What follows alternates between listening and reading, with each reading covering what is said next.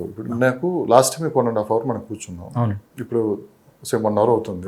కానీ ఎక్కడ మీరు ప్రాజెక్టులు ఇక్కడ కొనండి అక్కడ కొనండి ఇలాంటి మీ కంపెనీ గురించి కావచ్చు మీ ప్రాజెక్ట్ గురించి ఒక్క ప్రస్తావన కూడా తీసుకున్నారు మీరు.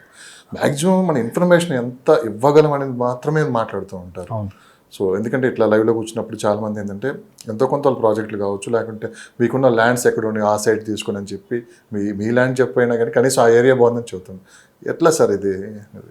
ఒకటి ఉందండి, మా ప్రొఫెట్ మా రిలీజియన్లో మహమ్మద్ ముస్తఫా సల్లల్లాహు అలైహి వసల్లం ఆయన వచ్చి అడిగారు, who is the best person అని అడిగారు. బెస్ట్ పర్సన్ ఎవరంటే ఆయన ఏం చెప్పారంటే, ఎవరి వల్ల అయితే ఎక్కువ మందికి ఉపయోగం ఉంటుందో ఈజ్ ద బెస్ట్ పర్సన్.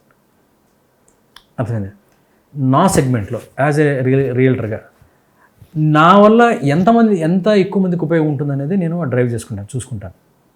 ఒక డాక్టర్ ఉన్నాడు అనుకోండి, తన వల్ల ఎంతమంది పేషెంట్స్కి ఉపయోగపడాలి, తను ఎంతమంది సహా డాక్టర్లకు ఉపయోగపడాలి, ఆయన ఎంతమందికి నర్సెస్కి అతను ఉపయోగపడాలి, అట్లానే ఎంతమంది స్టాఫ్కి అతను ఉపయోగపడాలి, ఎంతమందికి ఉపయోగపడాలి, ఇదనమాట. నెంబర్ ఆఫ్ పీపుల్ నా నుంచి ఎంతమందికి ఉపయోగపడాలి అనేది తపన అనమాట.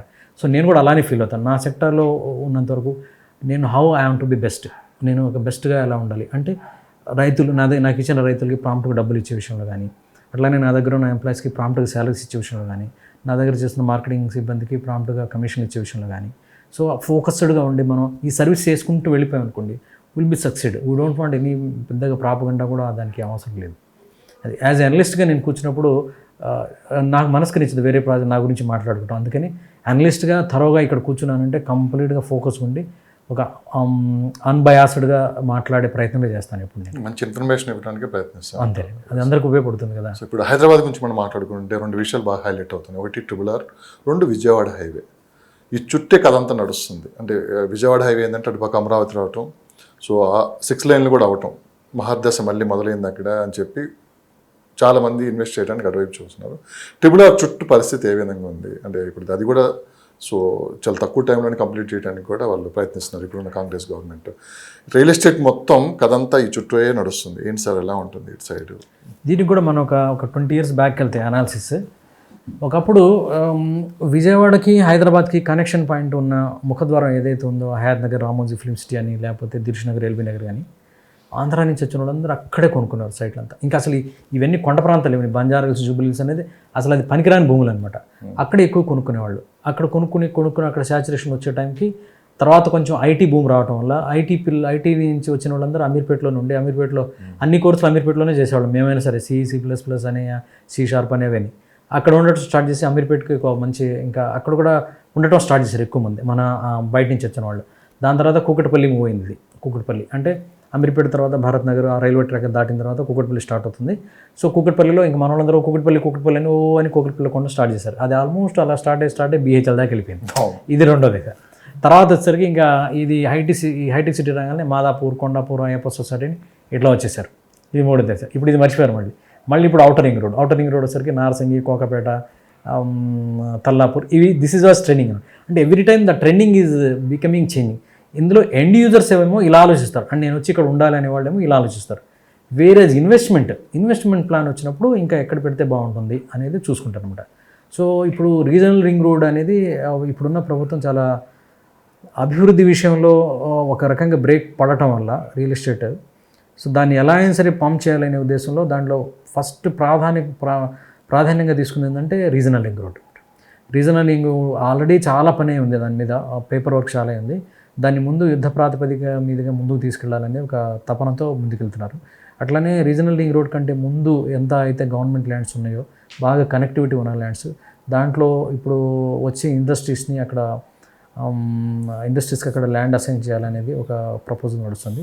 అలానే గవర్నమెంట్ ల్యాండ్స్ ఎంతైతే ఉన్నాయో అట్లా ప్రైవేట్ వ్యక్తులతో కోఆర్డినేట్ చేసుకుంటూ సొంతగా కొన్ని శాటిలైట్ టౌన్షిప్లు కూడా తయారు చేయాలని ఒక ప్రపోజల్ కూడా నడుస్తుంది. ఇవేంటంటే ఆల్రెడీ ఆన్లైన్లో ఉన్న ప్రపోజలే, దాన్ని ఇంకో బ్రష్ చేయడం అంతే. కొన్ని మున్సిపాలిటీలు కూడా మెర్జ్ చేస్తున్నారు. ఎవరి ప్లస్ ఎవరు మైనస్? హైదరాబాద్ చుట్టుపక్కల రీజనల్ రింగ్ రోడ్లో పోన్న వాళ్ళందరికీ ప్లస్ అవుతుంది. ఓకే, అందరికీ మెర్జ్ చేయడం వల్ల ఏమవుతుందంటే ఒకటే వ్యవస్థ అందరికీ కంట్రోలింగ్. ఇప్పుడు మనకి మున్సిపాలిటీ లిమిట్లో ఉన్న ల్యాండ్స్కి, HMD లిమిట్లో ఉన్న ల్యాండ్స్కి, DTCP లిమిట్లో ఉన్న ల్యాండ్స్కి వ్యత్యాసం ఉంటుంది. ఆ బ్రాండింగ్ వేరు ఉంటుంది అనమాట. మొత్తం దీంట్లో ఇంకొన్ని మండలాల్ని కొన్ని విలేజెస్ని కలిపే ప్రయత్నం జరుగుతుంది. కలిపిన తర్వాత అదంతా హెచ్ఎండి లిమిట్స్లోకి వస్తుంది. అప్పుడు హెచ్ఎండి లిమిట్స్కి వచ్చినవన్నీ ఏముందంటే హెచ్ఎండి లిమిట్స్ ప్రకారం వాళ్ళ గైడ్లైన్స్ ప్రకారం డెవలప్మెంట్ చేయాల్సి ఉంటుంది అనమాట. కాబట్టి అది ఇంతకుముందు చేసిన గవర్నమెంట్ కూడా అదే హైదరాబాద్ అభివృద్ధికి అదొక కారణం. ఏంటి మన చుట్టుపక్కల మండలాన్ని దాన్ని కల్పిస్తే, ఎందుకంటే హైదరాబాద్కి చుట్టుపక్కల ఉన్న 100 కిలోమీటర్ల రేడియస్ లోపు ఉన్న కొన్ని మండల హెడ్ క్వార్టర్స్ ఏదైతే ఉన్నాయో ఐ కెన్ సే ఇప్పుడైతే మున్సిపాలిటీలు అయిపోయినాయి, సంగారెడ్డి కానీ, షాద్ నగర్ కానీ, అటు ఇబ్రహీంపట్నం కానీ, ఇలాంటి కొన్ని ఘట్ కేసులు ఇవన్నీ ఏంటంటే they have been developing its own way. వాళ్ళ ఎక్స్పాన్షన్ చేసుకుంటూ సిటీకి కనెక్ట్ అవుతున్నారు. ఓవైపు సిటీ నుంచి కూడా డెవలప్మెంట్ వెళ్తూ ఉందన్నమాట. ఇకపోతే విజయవాడ హైవే వచ్చేసరికి విజయవాడ హైవేలో ఒకవేళ నేను చెప్పిన అమీర్పేట్లు, కూకట్పల్లిలు ఇవన్నీ రాకపోతే విజయవాడ హైవే అనేది చాలా ట్రెండింగ్లో ఉండేది.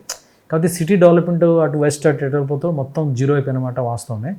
విజయవాడ హైవేలో మంచి హైవే కూడా బాగుంటుంది, ఎక్స్పాన్షన్ కూడా బాగుంటుంది.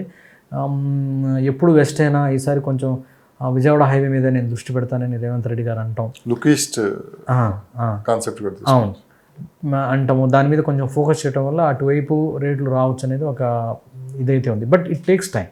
ఎందుకంటే ఈ రోజు వరకు 20 ఇయర్స్గా విజయవాడ హైవే ట్రెండింగ్లో లేదు. ఈ 20 ఇయర్స్గా ట్రెండింగ్లో ఉన్నాయి. బెంగళూరు హైవే అనుకోవచ్చు, ముంబై హైవే అనుకోవచ్చు, ఈవెన్ కరీంనగర్ హైవే, ఇవన్నీ ట్రెండింగ్లో ఉన్నాయి. జస్ట్ ఒక 25-30 కిలోమీటర్స్ పరిధిలో ఉంటుంది ఔటర్ రింగ్ రోడ్. అవును, ఇవన్నీ ఆగలేదు, ఇటే పెట్టారు. ఎందుకు ఆగలేదు? అవన్నీ కంటిన్యూగా ఏదో గ్రోత్ అవుతూనే ఉంది. ఇది కంప్లీట్గా డెడ్ అయిపోయింది. మీకు Ramoji film city is the last ending, దాని తర్వాత ఏం లేవు. సో ఇప్పుడు కంప్లీట్లీ డెడ్ అయింది. అంటే ట్రెండింగ్లో ఉన్నవి కొంచెం ఫాస్ట్గా మూవ్ అవుతాయి. ఇప్పుడు ట్రెండింగ్ వచ్చేది ఇట్ టేక్స్ టైం అనమాట. కొంచెం టైం అయితే పడుతుంది.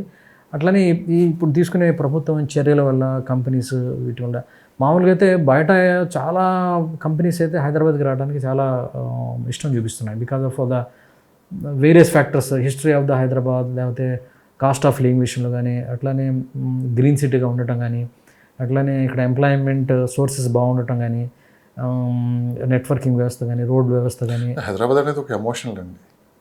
ఎక్కడి నుంచి ఈ కంట్రీలో ఎక్కడి నుంచి వచ్చినా కానీ ఇక్కడ వచ్చి ఉండేవాడికి ఒక ఎమోషనల్. ఎందుకంటే వన్స్ ఇక్కడికి వచ్చి ఉండిపోయిన తర్వాత మళ్ళీ వెళ్ళరు ఇంకా చాలా మంది. దట్ ఈస్ నేను చూశాను. ఇప్పుడైనా మీరు ఎనీ గేటెడ్ కమ్యూనిటీ ఏంటండి, జస్ట్ వీకెండ్ మీరు స్విమ్మింగ్ పూల్ దగ్గర అట్లా ఆగితే అంతా నార్త్ ఇండియన్స్ అనమాట. వాళ్ళు ఆల్రెడీ జైపూర్లోనే పుట్టి, బెంగళూరులో జాబ్ చేసి, చెన్నైలో జాబ్ చేసి, ఎక్కడెక్కడ జాబ్ చేసి, హైదరాబాద్లో జాబ్ చేస్తున్నాడు. Then they make the mind this is the best place to live అనేది మేకప్ అవుతుంది.